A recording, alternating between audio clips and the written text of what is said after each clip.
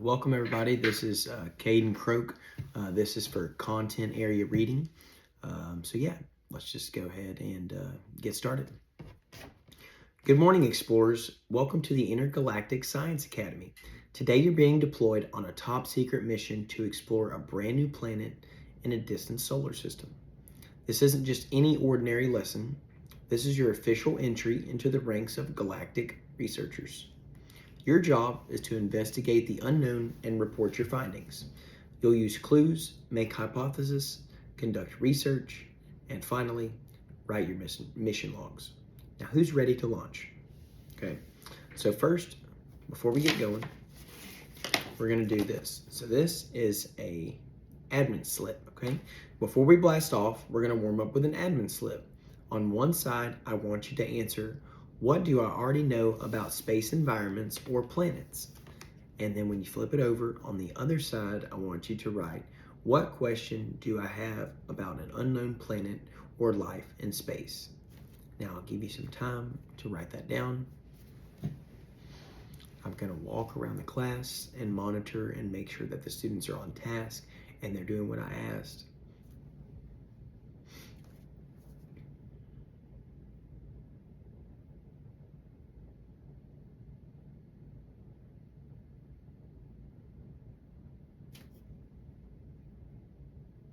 Okay, let's hear from a few of you.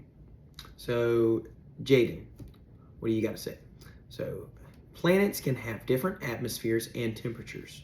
Great. Kira, what do you got to say? Her question is, what would aliens breathe if not oxygen? Good, good. I love that curiosity. Let's keep those questions in mind. Keep thinking of those things. All right, so next we're going to move on. So this is a folder and it's called Mystery Planet Cues, okay? Inside this folder is your starting point, okay? It's a collection of clues gathered by our satellites and probes you and your team will examine. This includes satellite images of the planet's surface, terrain descriptions, sound recordings, temperature and atmospheric data, and as well as some strange cultural symbols we picked up, okay? This is a photo. It's got data on it. See, as you can see, there's data on this paper. Look at this terrain sample. It shows how spiky crystals structures instead of rocks. What could you tell us about the planet's surface or weather patterns, okay? So let's open the folder together. In your small teams, you're gonna ask these couple questions. You're gonna ask what the atmosphere is like. Could there be life here? And the third one, how would humans survive? Okay, so you're going to use the clues and come up with a group hypothesis. There's no wrong answer as long as it's supported within reasoning. Okay. All right, again, I'm going to go around the class. I'm going to check, make sure that the students are on task. If there's any questions, I'm going to answer those questions. If there's a group struggling, go aid them a little bit. Now that I've walked around the class, I've returned to the front. I'm gonna let them work a few more seconds. And then I'm gonna ask, for example, I'll ask, Team Delta, nice job connecting the sound patterns to possible communication. I see you're wondering if the sounds could be a language. I love that. Keep going. So those are some of the things that I could notice whenever I'm walking around the room, seeing what their ideas are, seeing where their minds are going, see if it's in line with what I have. Okay. So the next phase is the content application. Okay. So imagine it's a laptop or a book right here. Okay. So now that you have a hypothesis, it's time to research. Each of the students will choose one focus area: climate, creativity, life forms, possible culture, or terrain. Again, the students have the Chromebooks that's provided with every student, or they could use their phones if they have their phones, or we have the class book.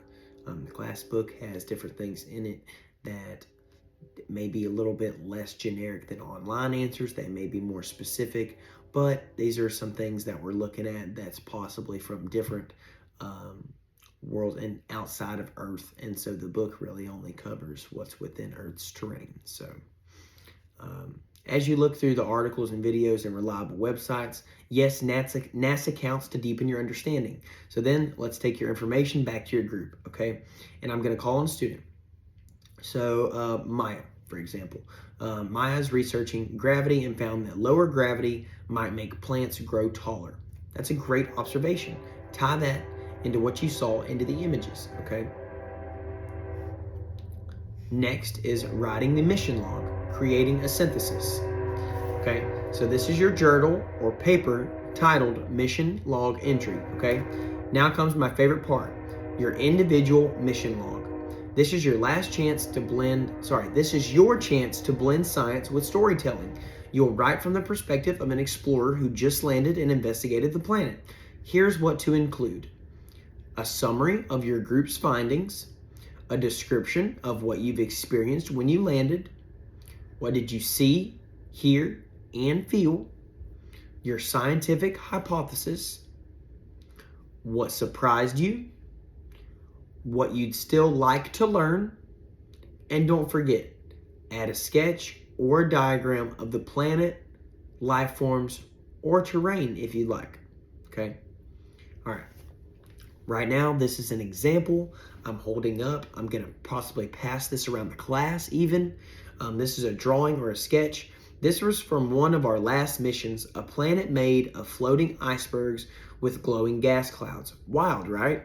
So again, giving students a chance to look at this, to see what this looks like, again, so that they may have ideas, being like, oh, okay, so this is what theirs looks like, so I can do this with mine. Just giving something for the students to compare so that they have something to go off of, even though what I have drawn may not be what they have discovered or their idea of what they've discovered. Either way, it's just an example, okay?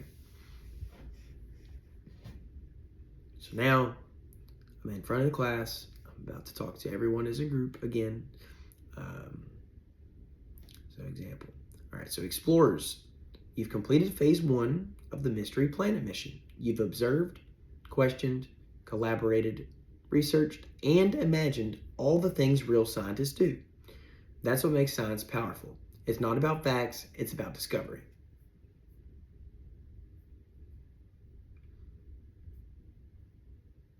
Before we dock back at Earth, let's take some time and think. What was the most exciting part of today's mission? What do you still wonder about?